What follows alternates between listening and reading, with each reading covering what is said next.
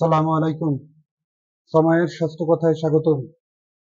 গুরুত্বপূর্ণ আজকের এই ভিডিওতে আমি একটা ক্লান্তিকার লগ্ন, যখন দেশে বন্যা পরিস্থিতি হঠাৎই অবনতি, দেশের আবহাওয়া খুব খারাপ এবং বন্যার্তদের ত্রাণ সহায়তা কার্যক্রম চলছে।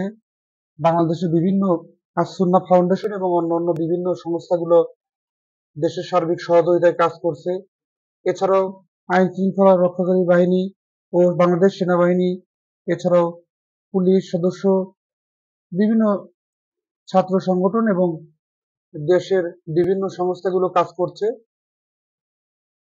এই মুহূর্তে বিভিন্ন এলাকাগুলোতে, যেমন ফেনীর সোনাগাজী এলাকায় এবং এছাড়া বিভিন্ন এলাকাগুলোতে ত্রাণ সহায়তা বিভিন্ন জায়গায় পৌঁছায়নি। আমি সেটা জানতে পারলাম বেশ কিছু নিউজ চ্যানেলের সংবাদ মাধ্যম এবং সংবাদ থেকে জানা গেল।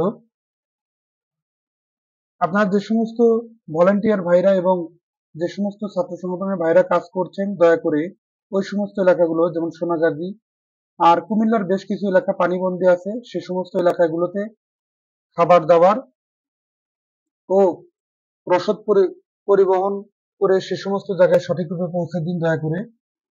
বিশেষ করে আমি যেটা জানতে পারলাম যে বিশুদ্ধ পানির সমস্যা, বিশুদ্ধ পানির অভাবে ওই সমস্ত এলাকাগুলোতে মানুষ সমস্যা পোহাচ্ছে এবং মানুষ সহ গবাদি পশু পাখি, এছাড়াও বিভিন্ন এলাকাগুলোতে রসদ পরিবহন সুবিধা সঠিকরূপে নেই। সে সমস্ত এলাকায় দয়া করে পৌঁছে দিন। মানুষের জন্য এ সমস্ত সহযোগিতা আমরা এক অন্যকে করলে খুব একটা ক্ষতি হবে না। এছাড়াও আশেপাশে বন্যা কবলিত এলাকাগুলোতে পানির প্রচন্ড পরিমাণ, বিশুদ্ধ পানির অভাব, এগুলো পান করলে মানুষ অসুস্থ হয়ে পড়বে। বমি, ডায়রিয়া, টাইফয়েড, বিভিন্ন রকম চর্মরোগে আক্রান্ত হয়ে যাওয়ার সমস্যা আছে। এজন্য এ সমস্ত এলাকাগুলোতে সঠিকরূপে বিশুদ্ধ পানি পান করার জন্য বিশুদ্ধ পানিগুলো সরবরাহ করার ব্যবস্থা করতে হবে। আমি সময়ের স্বাস্থ্য কথার মাধ্যমে এই বিষয়গুলোই তুলে ধরছি বারবার। বিশুদ্ধ পানির কোনো বিকল্প নেই।